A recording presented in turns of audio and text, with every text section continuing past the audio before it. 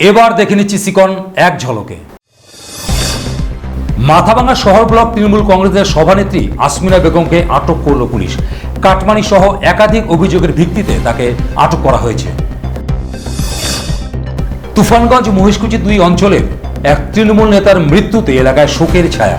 26-এর পালাবদলের পর তার উপর আক্রমণের অভিযোগ ওঠে এবং তারপর থেকে তিনি অসুস্থ ছিলেন বলে জানা যায়।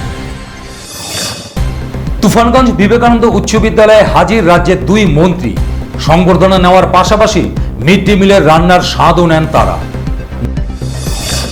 নেতাজির মূর্তিতে মালা পরালো ডিএসও কর্মীরা। তাদের অভিযোগ, ফরওয়ার্ড ব্লক কর্মীদের গুন্ডা বলে নেতাজিকে অপমান করেছে বিজেপি নেতা শ্রমিক ভট্টাচার্য।